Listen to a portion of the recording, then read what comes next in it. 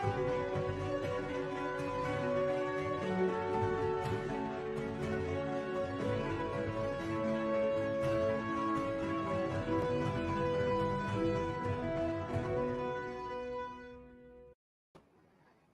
everybody, and welcome to ExO Economy's Town Hall number 16. We've got really special guests for you today, so I want to go straight to the show. Let me introduce our host, Kent Langley. He's a serial entrepreneur, co-founder of OpenExO with Salim Esmail. He's co-founded Nscale, the pioneer in cloud-based disaster recovery as a service, which was acquired by Acronis. Kent is a pioneer in cloud computing, blockchain, and distributed systems. He's currently the Chief Technology Officer, Operations Officer at OpenExO, and is today's host of our show. Take it away, Kent. This is a good one. Hey, everyone. All right. Thank you, Nikki. These days, I'm a Chief Troubleshooting Officer, I think is what the T stands for, as we grow and everything changes at OpenExO. But today, I'm the host of this show, and we have two very special guests. Well, three special guests. We've got Jun Loayza, and we've got Yukai Chou. Jun and Yukai are coming to us from Metablox. And Metablox and Yukai is coming to us from the Octalysis framework or the Octalysis group. So we've got an incredible show that's going to be all about Web3, the Metaverse, and all the things related to it. They've been doing some incredible work. So I've got a couple of quick introductions. I want to say who everybody is first. So Jun is the co-founder and CEO of Metablox. He is also a product manager at Google, leading ad experiences on YouTube. And for fun, Jun runs Dad Smarter, Not Harder. I haven't seen that one, Jun. I need that. A podcast to help parents be the best they can be. And then Yukai is the co-founder and head of experience with Metablox. He's also the original creator of the Octalysis framework, which we use at OpenExO. Thank you, Yukai. That is a framework for gamification and behavioral design, and he's the author of the book, Actionable Gamification. He's one of the world's leading authorities on gamification, and we're really lucky to have you guys here today. We also have Salim Esmail with us today. I think many of you will know Salim. Salim is my, I am just off today, so just have to deal with it. Salim is my co-founder and chairman. He is the chairman at OpenExO, where we're transforming the world for better future. Salim is a serial entrepreneur, prolific speaker. He co-founded and built the social networking company Angstro. He sold that to Google in 2010. He was the co-founding executive director of Singularity University. He's a board member of the X Prize Foundation and a co-founding member of the Fast Track Institute. And he wrote a little book that we've built a whole bunch of stuff off the back of called Exponential Organizations. Team, let's get everybody out here. We've got the best thing we can do today is kind of get going. So Salim, let's start with you. How come you heard about Octalysis, and how do you know Yukai? And welcome, Jun. This is the first time I've met you today. It's awesome to have you both here. Michael Janssen, I think, was one person. I think Kent, you were the other person. And then I happened to run into Yukai in Miami, and we spent some time together. I think the Octalysis model, is the richest human engagement model ever created. It's freaking awesome, and we've fallen kind of in love with it.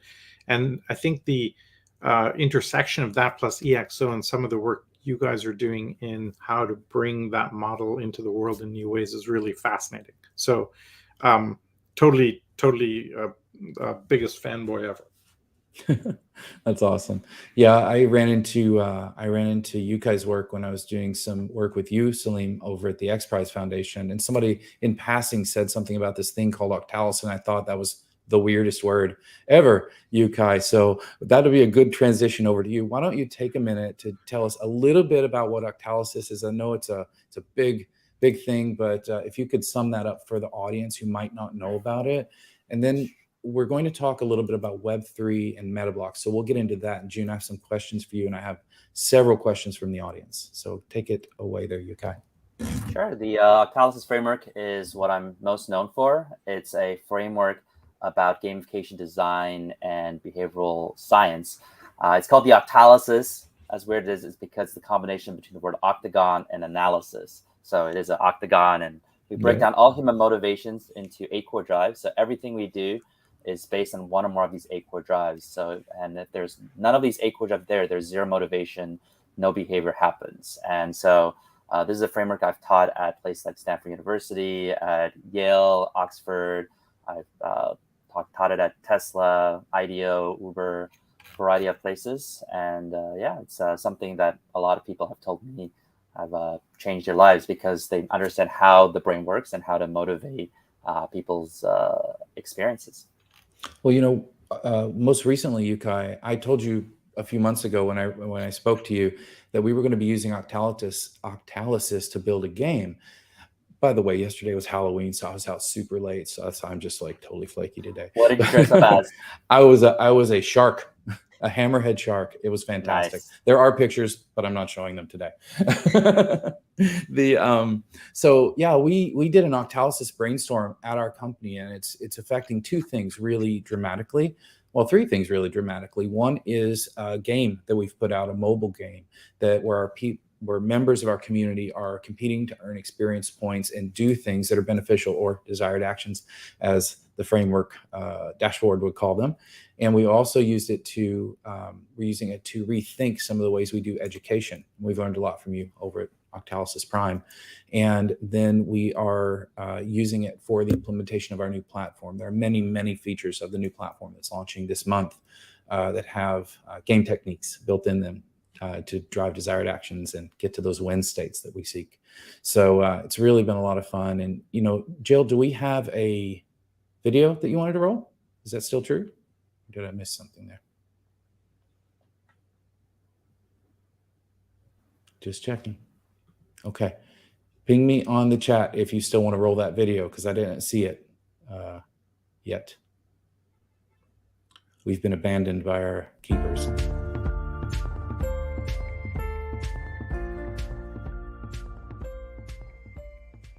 Welcome to the OpenExO community game. This game is about you, your evolution as a community member. It helps you to explore the OpenExO platform, learn about exponential organization methodologies, share your idea, create and collaborate on different projects. And don't forget, the game also will reward you with unique prizes such as discount on certifications, consultancy call, exclusive learning content and meetup, and more. To earn prizes, you need to solve challenges. Challenges can include join a circle, attend an event, create and share your MTP, connect with other community members, create, share, impact, and much more. But the biggest strength for the game is the amazing community of like-minded people from all around the world. You can check their profile, read their MTP, learn about their project, connect with them in one-to-one chat or in the community chat, and you can also invite your friends and colleagues and create your own network and get XP every time they will complete a challenge. And to make your journey more engaging, we create unique superpowers such as earn additional XP, destroy a challenge you don't like, unlock more challenges, and much, much more. These are the amazing opportunity the OpenExO community app is offering you. Now it's your turn. Join the game and connect with the community.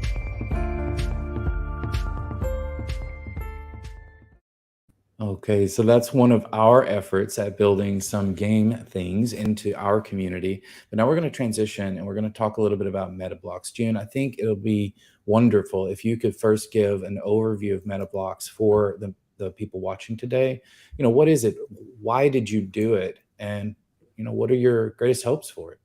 Yeah, thanks for having me here. Hopefully you can hear me okay. We just moved into a new home, hence I have literally no background. I think I have some chairs here. No wallpaper or anything like that. I hope the next time we chat, I'll have something as nice as Salim over there. I love your setup over there. I'll send you some of my furniture. Send me some, please. We desperately need some. So yeah, great to be here. Metablox, our mission is to preserve humanity's most important memories. And the idea really came about because my family immigrated from Japan to Peru in 1908.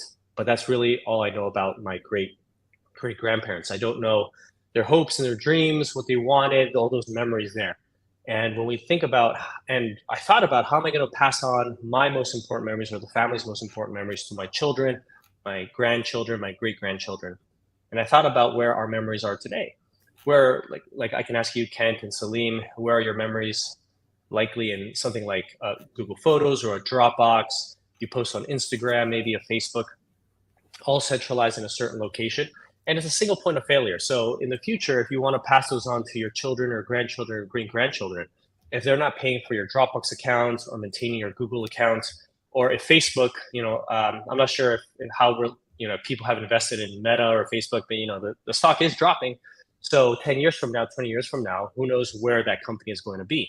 So we felt, both Yukai and I felt, that a real world utility for the blockchain, because it's all public, it's on a ledger, and it's preserved forever, would be to preserve these memories.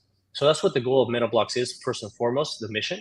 And working with Yukai, we designed a game where people can own certain places and real estate in order to anchor those memories. So something that's very important is that we believe memories don't just kind of like float up in the air, but they're anchored to certain locations. And these memories is what make locations valuable and meaningful. So you can imagine the basketball court where Michael Jordan first played basketball, or where Steve Jobs and Wozniak met, that area. So these are areas with meaningful memories.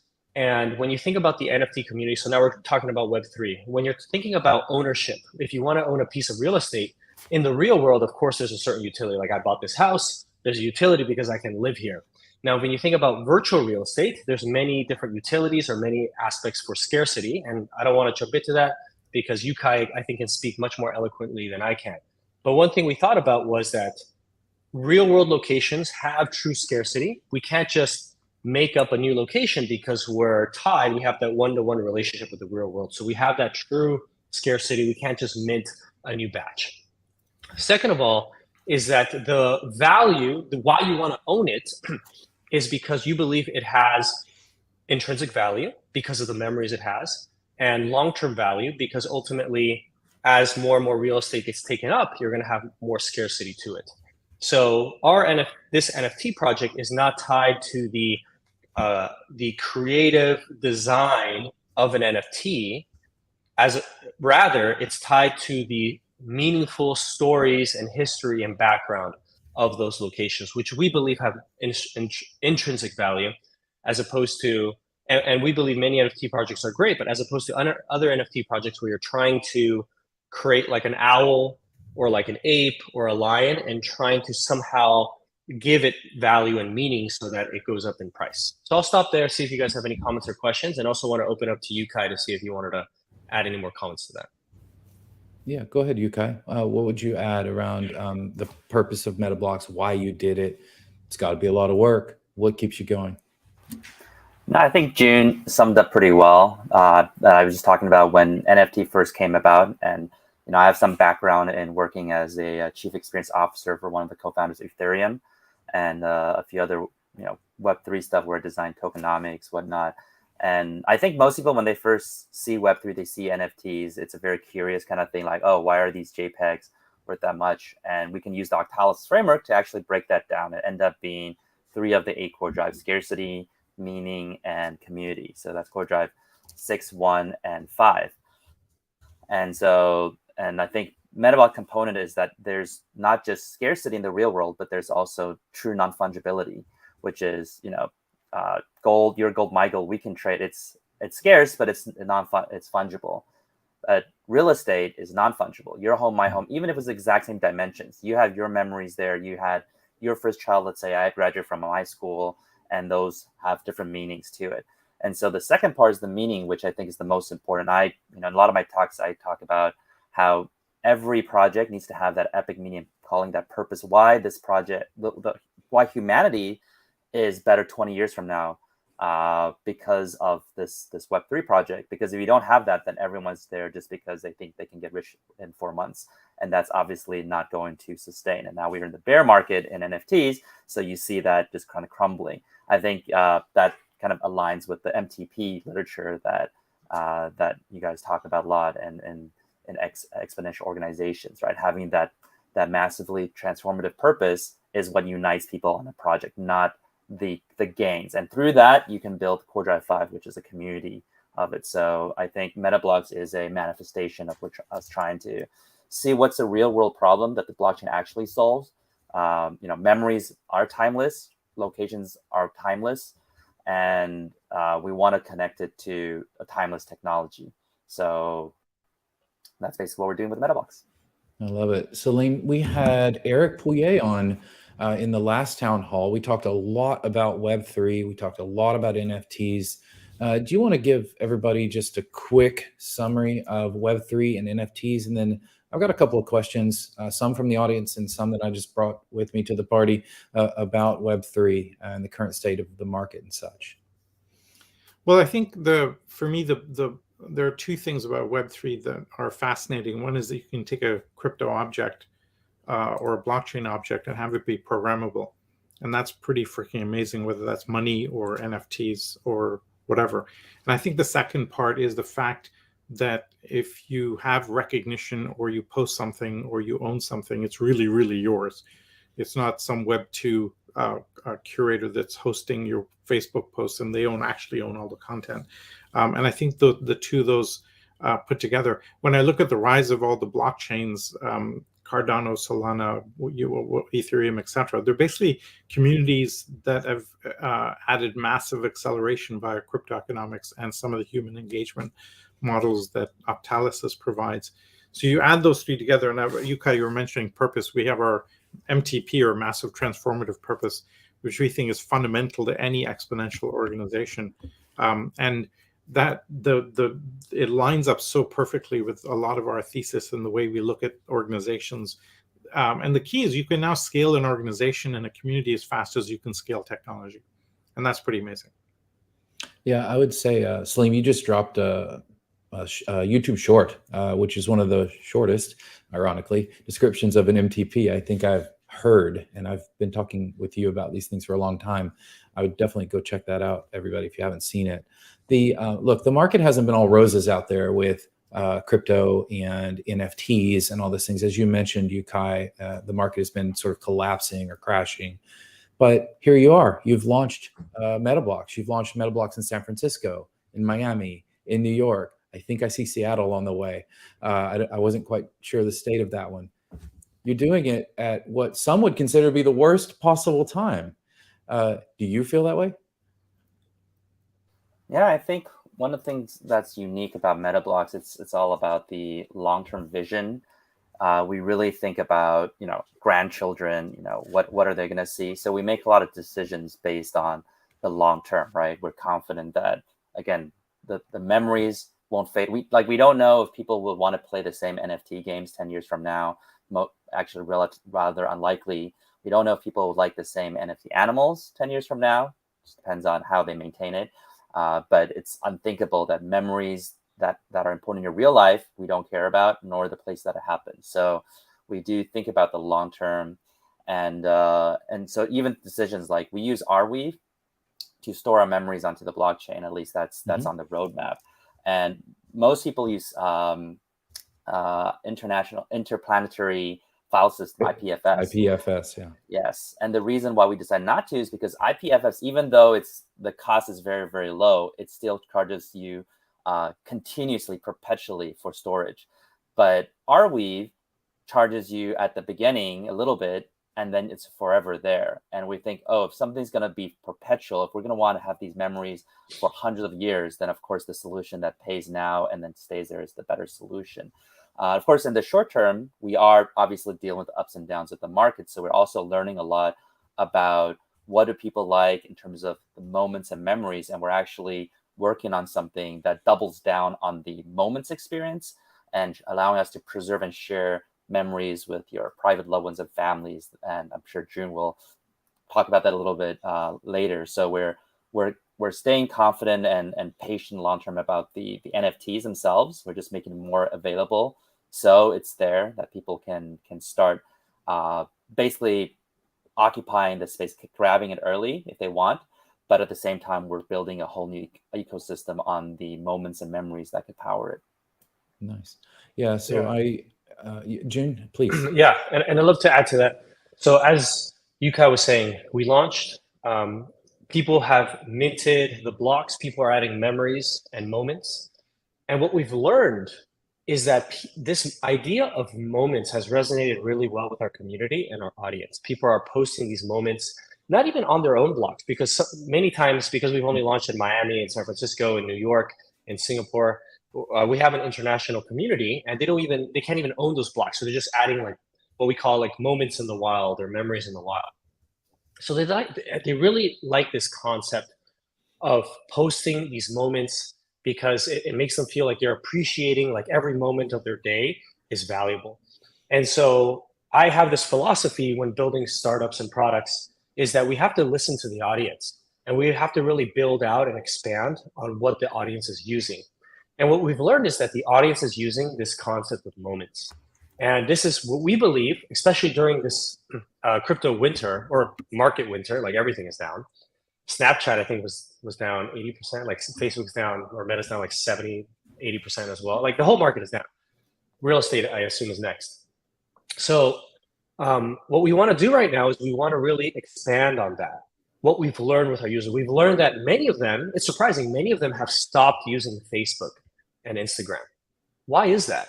And when we ask them, they tell us it's because it's too big of a dopamine hit. It's too big of a time suck. It's not their real selves. Like what Metablox is about real, authentic memories. And when you post on Instagram or you view memories of other people, absolutely, like some people do post pictures of their family trip, but it's all, most of it contrived. And again, this is the language that our community is saying. It's they're putting up their best face. They're trying to show off. And you have this trap where you're scrolling through the feed and you're trapped there and you're looking at ads, because when you're building that way, the way to monetize is through advertisements. So then their goal is to get daily active users up. And so you're stuck in there, and they really don't like that. But they like this concept of moments where it's not necessarily something that I need to contrive and set up in a way to show off, put my best foot forward, but it's just a way for me to share these moments with the people that matter to me.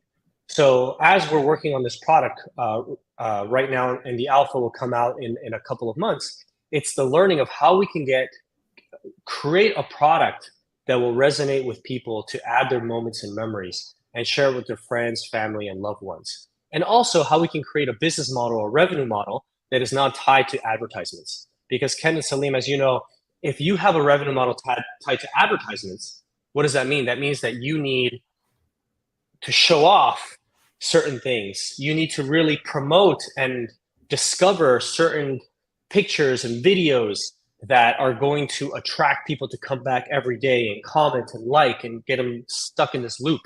So we want to build something that has a different revenue model and is able to provide people that way to share those memories and not be trapped with this dopamine hit of putting their best foot forward. Got it. Perfect. Thank you. Well, there's so many things in there that we could dig into. I want to go back and touch on one thing. You're talking about distributed storage, Yukai. You're talking about Arweave, Arweave, how different people will say that. And then you're talking about IPFS. These two things have fundamentally different economic models for the preservation of the data on the storage medium, the distributed storage medium over time. Arweave has a more foundation-like perpetual foundation model. IPFS has a marketplace for storage that they use to back that with Filecoin. So they're both very interesting. And I think it's super interesting that you chose how you chose. And the reason I mention that is because I want to go back to this concept of what keeps a memory alive over time. Unlike Facebook, right? Used Facebook as an example. Maybe they go out of business in some amount of time. Maybe they don't care anymore and they just delete everything. Who knows what's going to happen to those lovely little pictures we've all posted over the last decade or so. So, what is it? How is it that if I make a memory, which I love the fact that it is truly unique and can be made non-fungible, how is it that if I put my memory attached to a Metablox, I know that's going to be there for generations to come? Could you explain that a little more? Yeah, so that goes into the fundamental of decentralization. So most things in the past, before it's just on your private computer, right? So if your computer breaks, you move to a new one and you can't find your old one. Your hard drive breaks, whatever, it's gone. And then there's the thing about, it's stored in the cloud. And when people think it's stored in the cloud, it seems to be secure there forever. But when it's on the cloud, it kind of just means it's stored on a much bigger company servers, like Google or whatnot. And so, like Jun said, that's a single fail point. If one day they decide to shut down, and this happened to Vidler. I had a lot of video on Vidler where they decide to switch business models. They move from B2C to B2B, and they just send an email, say, hey, all your B2C videos will be removed. You have a month to download them. I missed that email. So literally I had tons of hard work disappear. It's just gone. And like Jun said, sometimes your grandkids don't want to constantly pay for grandpa's, Google Photos for the rest of their lives, right? And their terms of service have the right. They're just going to remove those photos. So when it's with one company, it's that there's a single fail point. It's not permanent. Now, the nice thing about decentralization is that it's distributed through a network of computers and servers. And so as long as the network is alive, if computers fail, that's okay. Even if a lot of the network's falling apart, but some computers still retain it, it's still there. And so then it's the mechanics. And I think Arweave has a really interesting mechanic where it is, in a sense, gamified. So what they do with their network is every interval, they randomly pick a file that's supposed to be on the network, and they check how many computers have that file. And if you do have it, you get a reward. So you are just incentivized, your computer is incentivized to have all these things that are supposed to be stored on the blockchain as a decentralized storage unit.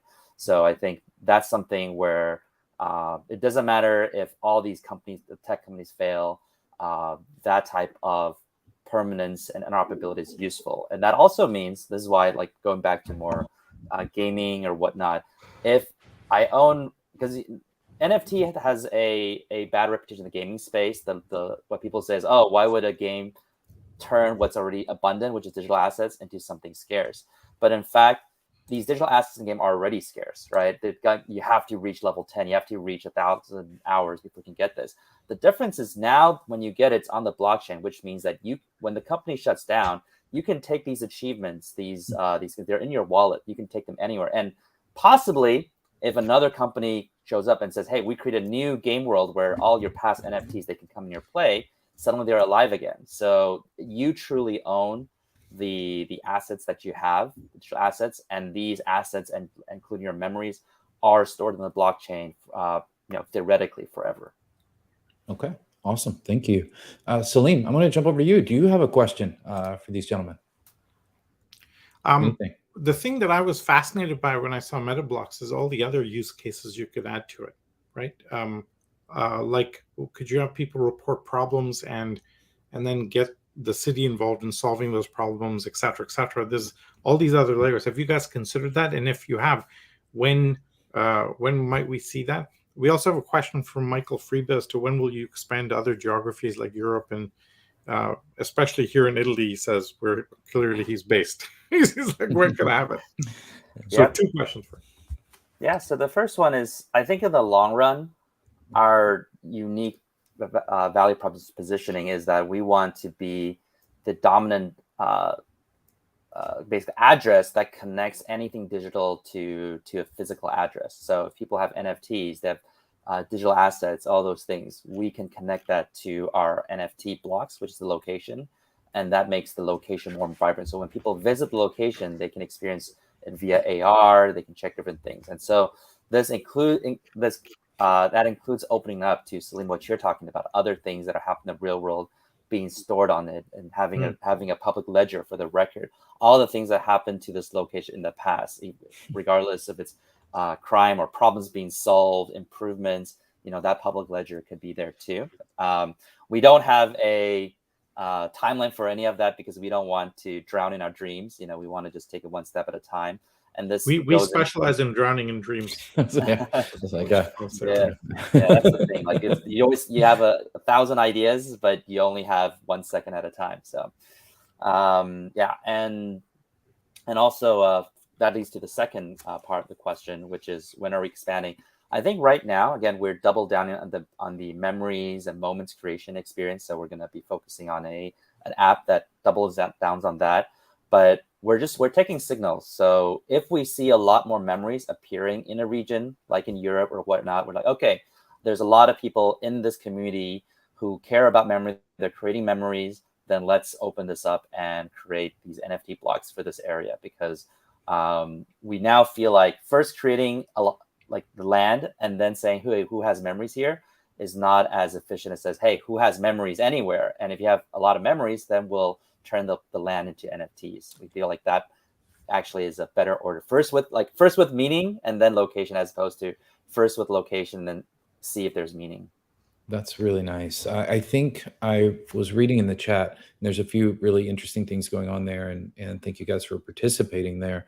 One of the things that's been mentioned there that I'd like to hear more about is the Blocks Anywhere beta.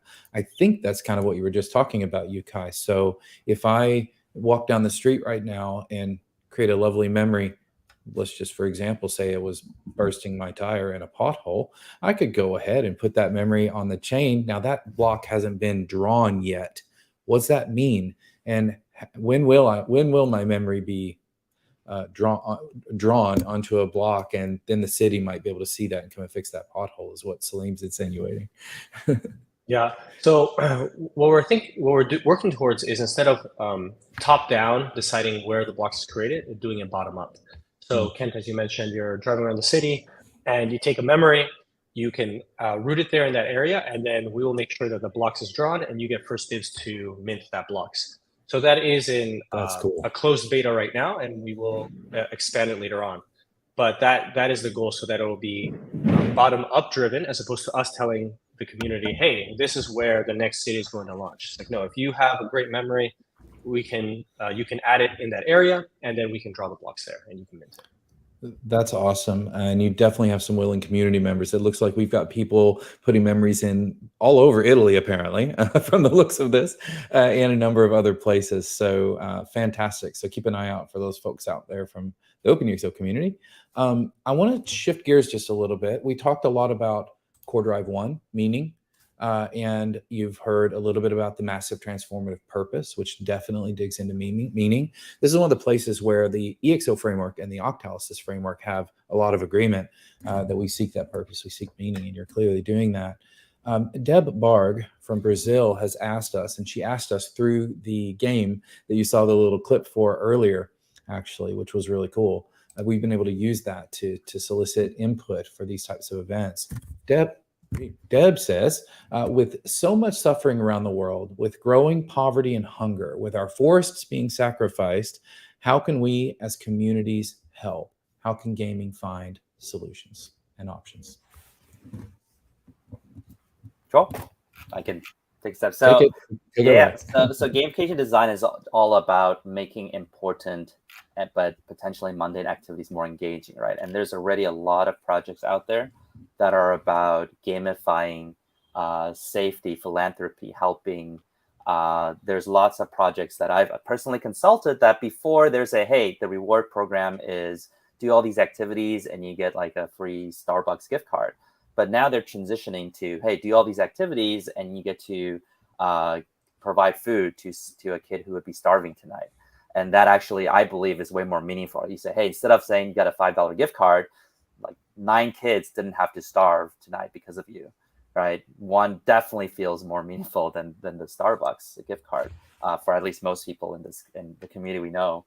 And there are some projects where it's also about, hey, every time you send money through as a financial transaction. This is actually, there's one, it's the app in China, Alipay. When you send transactions, basically return the resource, blah, blah, blah, they end up planting a real tree in the world. And I think the last time I checked a few years ago, they planted 120 million trees just because of this app. And that obviously helps the global ecosystem quite a bit. So I think we're moving more and more into a variety of designs that help the world. And I think that is not only good for the world, it's good for engagement and business metrics, because if people feel like, hey, I'm just using your finance app, right? But I feel like a hero saving the world, they're obviously sticking to this for much longer, as opposed to another app that is just function focused transactions. And I don't feel like I'm making a difference in the world. So I think it's good for business and for the world. That's great. Jun or Salim, do you want to add anything on that one? I think it's a really important topic. Jun, go ahead. Okay. So I think it's an interesting question. I mean, there's so many problems in the world that was pointed out. I look at it from 2 fronts. The first front is being able to take care of yourself first and then going out there and taking care of the world. So what I mean by that is, you have to make your bed first. You have to clean your room first, and then you can go out there and then try to save the world or do something philanthropic. Because some of the people in my network, or some of the people that I'm connected to, of course, want to do something and want to help the world and want to do these things, but they don't have their affairs in order at home. They don't have their personal finance affairs in order, their education in order, their career in order, their house in order. And I feel that has to come first. And when we're talking about how can we make the world a better place, if you can have your affairs in order first, then you're in a situation where you don't have to project judgment onto others, whether it's on Twitter, on Facebook, on Instagram. You don't have to look towards people that have more, let's say millionaires or billionaires or whatever it may be, and say, you know what, these are bad people because of X, Y, and Z. And you stop thinking about all these people that are taking things from me, all these people that are forcing me to work a minimum wage, per hour, all these people that are forcing me to live in a studio apartment. And you start thinking about, can I get my affairs in order first? And then how can I make the world a better place? So absolutely, like Yukai mentioned, there's ways to use gamification to plant, 1.5 million trees around the world, and that helps the global economy. Absolutely. Now imagine how much better the global economy could be if every person feels empowered. And maybe we have some kind of a gamified way for them to feel empowered and to start paying off their debt. Start spending less time, so much time on Instagram Reels, whatever they're called, YouTube Shorts. And now they spend more time listening to podcasts like this one. And they're able to be educated and grow their career. You kind of had this idea when we came out of college. It was called FD career, future delivery career. And it was this idea of how can we create this persona of, back then we wanted to be investment banker. So of an investment banker, a management consultant, an accountant. And what does their career path look like? And how can we gamify that career path so that the student knows how to follow that path? And I think it's still a great opportunity. But that's how I approach it, right? So bottom up, can we get that individual to empower themselves? And now the world, as the whole world, is just better because now they have people who can financially support themselves, their kids, they're getting an education. And absolutely, there's things macro level that is affecting that. But I like to think about from the person first. That's great. That's a nice bridge over to a question we received from Stefano Binatti in Italy. He makes the statement that Core Drive 1, Epic Meaning, seems to be one of the more powerful drivers in the Octalysis framework. And what he's asking is that if you could give advice on the implementation of CD1 in projects, and specifically what traps in the implementation of CD1 should we watch out for and avoid? Love that question. And he says you can take the case of Metablox, but please take that wherever you would like. Yeah, there's a whole literature that I've created about how to implement Core Drive 1 Epic Meaning calling well. And by the way, I sometimes go through this mental exercise about thinking about one core drive and I go deeper. It's like, wow, this is like the most powerful core drive ever. And then I think, but the other one is like, wow, so powerful. And then the other one too. And then eventually I cover all 8 of them. They all have pros and cons. And for instance, Core Drive 3, Empowerment of Creative Feedback, is on the right top. So it's what the white hat intrinsic motivation core drive. It tends to be evergreen. All the timeless gaming in the world has that core drive. But the challenge is it's the hardest to implement, and most people don't have the patience to even try. And there's core drives that get quick results, fast, easy, and people have urgency, but they burn out. So everything's a trade-off. Now, Epic Meaning and calling, if you do it well, that's the one core drive where people take sacrificial action. Instead of saying what I get out of it, why does it benefit, why am I if I'm enjoying it, it's about how can I sacrifice some of my well-being for this bigger vision, for this higher picture. But the key component of Epic Meaning calling is believability. If you just say things like, oh, we're here to change the world, and people think you're just genuine, that's a slap in the face. I think you just manipulated them. And believability is just like when you join a company, right, and you're just out of college, they could give you this grand purpose statement that came out of an expensive 2-week retrieved from the executives, and it has all these buzzwords like synergy or something. And maybe when you're just out of college, like, wow, this is such a cool purpose statement, it's amazing.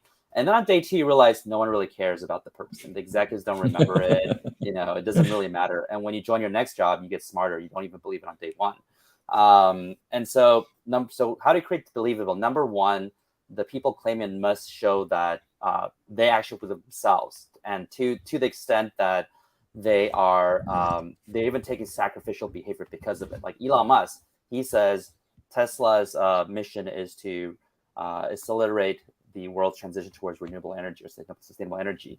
And to show that it's serious, in 2014 he says, okay, we're going to give out all electric car patents, right? And people are like, oh, are they trying to trick their competitors? What's going on? And he says, no, because we can only accomplish our mission if all the cars all the companies in the world make electric cars. If there's only one company in the world that makes electric cars, we cannot complete our mission. And hopefully we're still the best, but we need everyone to do it. So when people see, wow, they're not just saying it, they actually take sacrificial action, that's when they believe in it. Same with Lego. I work with Lego as a client, and they tell us Lego is all about inspiring creative play, and that's their DNA. But in the past 10 years, all their top money makers are like the Star Wars debt, Avengers debt, and it's just following instructions. And it's so beautiful that people don't want to take it apart and try new things anymore. They just put it there as a model. It's Core Drive 4, ownership possession. And they said, even though we make a lot of money from this, that's not who we truly are. That's not our DNA. Can you teach us how to bring us back to our DNA, which is Core Drive 3? And so they're saying, we are willing to maybe make less money, but we really believe in this vision. And this is where I met many people who turned down promotional opportunities and huge raises because they said their current job fulfills Lego's purpose better, as opposed to being a director and having a much bigger salary, but further from the customer. So that's number 2. And then I'll speed this up. And then 3, it's that it's reinforced often. You know, sometimes when people join an experience in the onboard, even the discovery, the marketing, there's this epic pitch, amazing, you join. And then once you join, it's all gone. Or the onboarding has some storytelling, it's gone. And I think it's important throughout the whole journey. Every time you do some action, reach out and say, hey, congratulations, you just helped 10 more people. You just planted 3 more trees.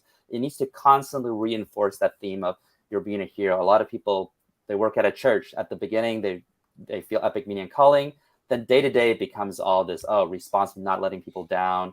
And in the back of the mind, they remember it, but they don't feel it anymore. So that needs to be reinforced regularly, the higher meaning and purpose. And then finally, the community needs to chant. They need to gather together and talk about it often. So you see like World of Warcraft, for the Lions, for the Horde, or to the moon, right? GN. Like when a community comes together and use these buzzwords together, that also builds believability over, not buzzwords per se, but a shared language surrounding this meaning and purpose.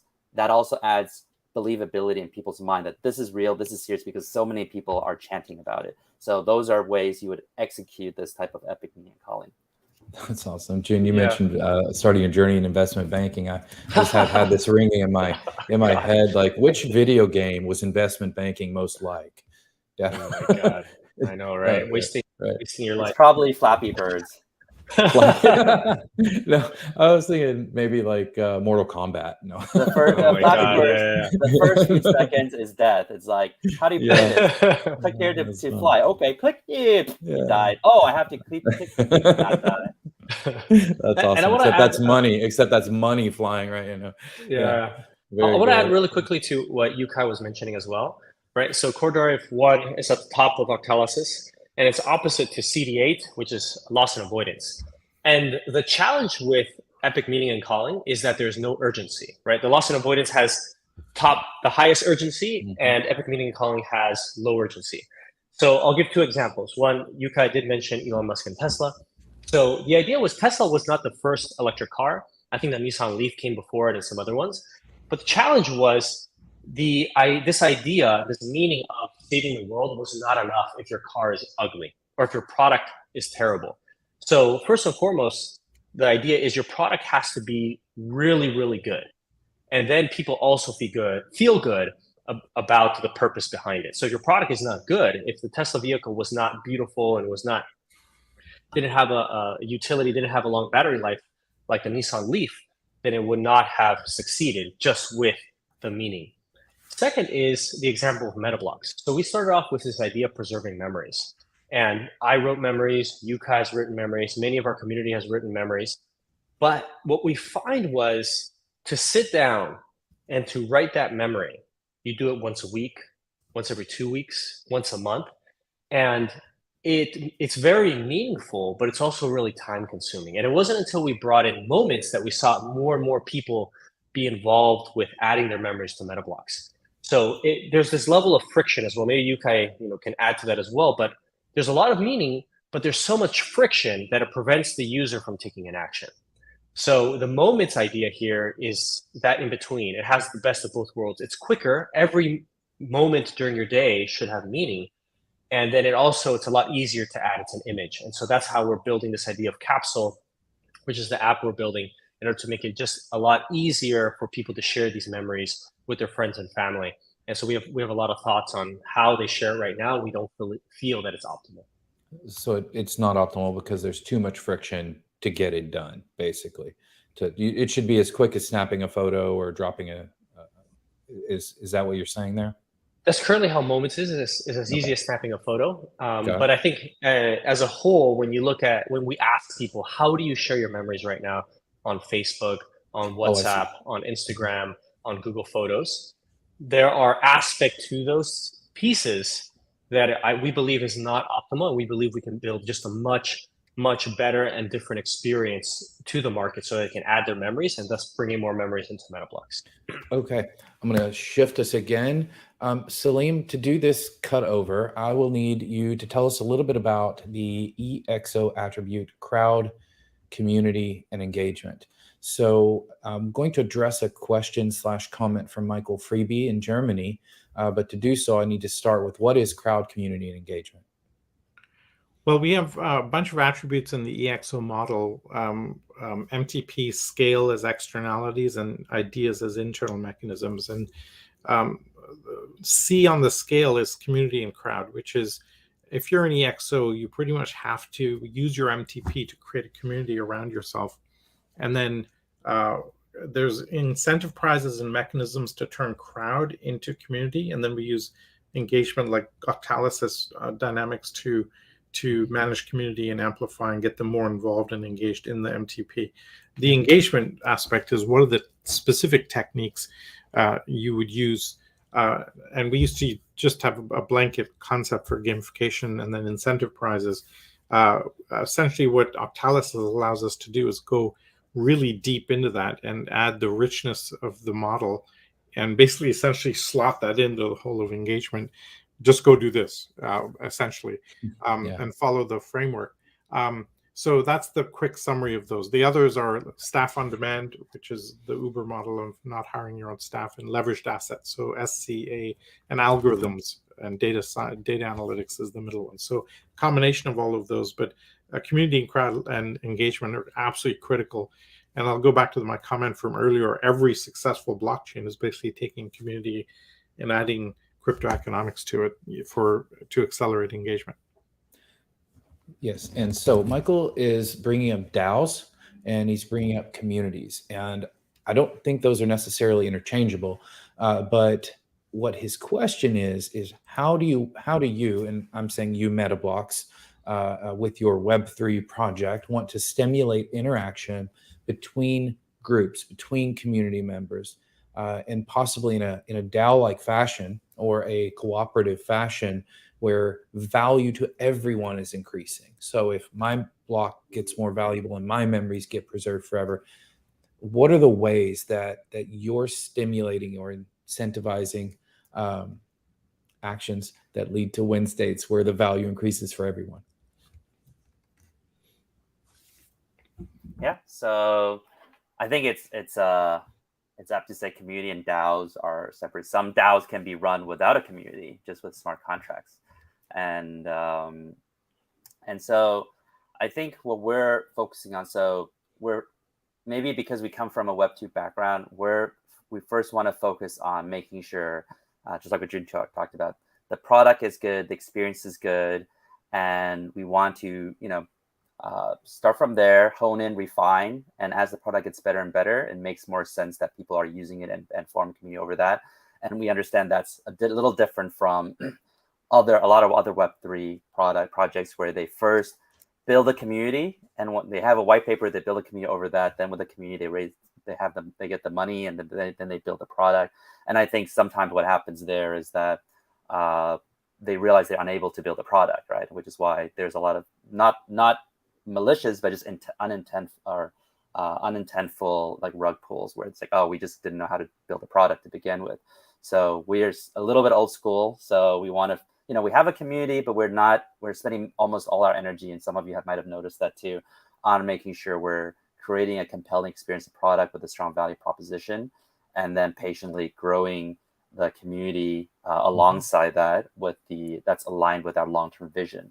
So so part of the product vision is that we want to make sure that whales don't just come and take everything. So we have concepts about collectives. So basically, in the long-term vision, basically what we want is people invest into Metablox, the community, generate a lot of meta rent, which is a whole different story we talk about, and they use the meta rent to bid to own the landmarks of the world, because they're the epitome of what we stand for, right? A physical location that stands for a important memory in human history that's worth preserving. But we don't want just the wealthiest people to just come in and just snatch up these landmarks. So we also have a feature mechanism that's called collectives, which is a lot of smaller players can band together to form a collective, and then they can outbid the whale. In which case, now this collective, which you can see it's as a DAO, well, we're still discussing the best structure for that, now owns the landmark, and now they can decide and vote.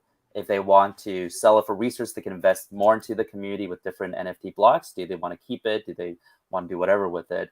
And that's something that we think a lot about community and how to make sure it's not just a few big players benefiting, but everyone gets to be part of the game. That's great. Jun, did you want to add anything, or we've got a few more things? I think you guys covered it well. You guys designed it, and I mean, I have many more things to add, but let's continue. And right on. So a couple of quick shout outs. Michael is letting us know that the first electric car was built in 1898. I did not remember that. Thank you, Michael. Fabrizio says something about we're lemmings. So keep an eye on that. We've got Anne Buthello, who has said she's agreeing with you, Jun. Start within, then at home, then community, then the globe. Thank you, Anne, for that sharing. And Luca says, sorry for being late. Luca, thank you for being late, to quote Thomas Friedman. And we can keep on moving. So the next one that I wanted to bring up was a question/comment from Luca in Italy. Now, Luca's asking, and I think this one, there's ways to answer this for all the three of you. So any of you, please feel free to chime in, Slimu, as well. Why do you think people will buy virtual land on Metablox when they can also store pictures and comments in their memories tied to a specific location in Google? Now, we addressed kind of the Google versus thing earlier, but why would, and then there's a comment he made there, buy land in Metablox. I thought that would be interesting for you to look at, because it sort of works that way, but it also sort of doesn't. So go ahead. Why do you think people would buy virtual land in Metablox? That's a good question. When you buy something, you believe it has value, and you believe it's going to go up in value. And so the question is, why do we believe, or what are we designing so that your investment, when you invest into Metablox, how does the person know that it's going to increase in value over the long term? I think that's really the crux of it. And so the way we look at this is two aspects of it. One is scarcity creates value, and the meaning creates long-term value and sustainability for the ecosystem. So scarcity we already covered. We are forced scarcity because we're tied to real-world locations, and forced fungibility. Non-fungibility, because it's a location and it has an address and it's tied to a country, a city, etc. Okay, so that aspect we've already covered. So now is, how does this have long-term meaning? And how do we get your investment to continue elevating in value, increasing in value? So the way we've designed it is through the concept of those memories. We believe those memories are going to add long-lasting value to those locations and the thing that have happened to there. And then the second aspect of that, which is what Yukai alluded to, but we didn't dive deeply into, is we want to tie the real world to the metaverse. So as an example, if I own this location, I'm currently in Orange County. If I own this location in Orange County, in the future, if somebody wants, let's say a company wants to do something where if you're in this location, you go on to Metablox and you can see something in augmented reality, or you can now get a drop of an NFT, or get if you play Fortnite, you can get a certain skin because you're in this location. We want to be that platform that enables that bridge between the physical world and the virtual world. So this is still, of course, very early, but if we can be the most legitimate metaverse out there, let's say you go to the Golden Gate Bridge, and if you go to the Golden Gate Bridge and you run the marathon, Nike is going to give you a virtual shoe that you can now put on your avatar. By being that legitimate virtual world, we believe now you have long-lasting value and you have power. Like if you own the Golden Gate Bridge, then potentially Nike could pay you in order to be able to drop that to anybody that's running on the San Francisco Marathon or whatever it may be. So that's the vision and the entire vision of what we're building towards. And so I think that's what users are asking, right? Like, why should we buy Metablox instead of Decentraland or Sandbox? And you have to ask yourself, which one is going to be around 10, 20, 30, 40, 50 years from now? And which one is going to have that long-lasting value? Yeah, and or long-lasting utility, right? Yeah. So, Yukai, sorry to interrupt you. Yeah, and the comparison to Google Photos or Google Maps is the same thing as Google Photos, right? The same, like these photos are on Google Maps, and same thing. It's on a single fill point. Google Maps can decide to throw it away anytime they want. So it really is falling to the same problem we want to originally solve. Plus, most Google Map photos are reviewing the location as opposed to your memories there. It's usually, this restaurant's cool, look at their bowl of rice, as opposed to look how much fun my family and I are having here. And now they're grown up. This is when they're 5 years ago. Now it's 5 years later. In fact, case in point, one of the people who was inspired by what we're doing, join our team, Joseph Graves, he actually is a top Google Maps reviewer contributor. He has, I forgot, like tens of millions of views for his reviews and whatnot on Google Maps, and he still found and maybe because of that, he found our project even more compelling. There's a guy, Yukai, who does these amazing things where you show him a picture and he finds it on Google Maps. He might be a fun person for you to talk to. It's a whole YouTube thing. These videos are really intriguing to see how he does this. It's incredible. We just had 3 physicists win the Nobel Prize for proving effectively that the universe is not real. And we're being asked today if the metaverse is real. But we're also running out of time. So I don't know. Maybe this is something we can get together another time. I have to get a plug in for you guys. You've made a lovely offer to our community. And first of all, thank you for that. You've offered to gift Blocks discounts and Blocks. Let's see, it says the first 20 to submit proof of attendance gets 50% off any tier 1 to 5 blocks. I believe that's worth $100 or so, if I remember. Is that right? A block is worth either between $100 or $750 to mint, depending on which tier it's at. Got it. City. And so I was talking about the lower tiers. So the upper tiers, so half off a tier 5 in San Francisco would be $350 off. Yeah. Awesome. So that's really, really generous. And look, these guys, Jun, Yukai, you're way out ahead of the pack as far as I'm concerned in implementation of things with real world utility on Web3, using blockchain, cryptocurrency. Folks, if you want to learn this stuff, this is one of the friendliest ways you could possibly go out and learn what Web3 is all about. Get your hands dirty with a wallet, and just kind of get it going. So try to take advantage of that.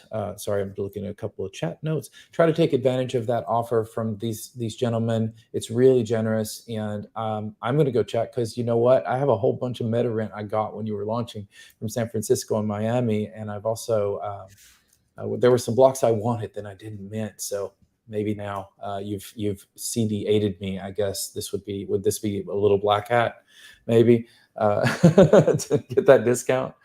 It would be black hat if we said you had 2 hours to Oh, review okay, there we go. How long do I have? No. No, I think as long as it's Okay, a reasonable period, not like 3 years later. Hey, I was in that 3 years thing 3 years That's ago. awesome. I think we'll be reasonable. Awesome. Well, guys, thank you so much. Celine, thank you again for being here today. Guys, that flew by. There are literally so many more things I want to ask. This was really wonderful. I have to hand the show back over to Nikki now. Thank you once again, Jun and Yukai, for joining us and for the amazing work you've done on Metablox. It should be an inspiration to Web3 and Metaverse style projects everywhere. The Metaverse is real. It does exist. At least there's Metablox, right? So Nikki, let's go back over to you. Cool, guys. All right, everybody. Thank you so much. Kent, Salim, always beautiful to have you on these shows. And Yukai and Jun, wonderful content. We could go on and on and on. But I wanted to thank my team in the background. So the technology behind this show is Jill and Kevin. Thank you so much for being here. We've got the Octalysis team that helped us build our own game. That's Fabrizio, Yaroslav, Shasha, Michael Fibre, Stefano, Deb, Luca, Pam. I could go on and on. We had a beta testing team, and we hired them from the community, more utility for our tokenization. And then our game players. We've got people in 2 games right now, and we've got this special offer that Jun just offered from Metablox, 50% off for the first 20 that give this passphrase, which is on screen right now. And what I'm going to do is drop the link in the chat for the actual game. It's on the Team Play game. So thank you so much. Appreciate you being here. Hope you take advantage of this. Get into Metablox and play away. Post your moments and your memories. Talk soon. Thanks.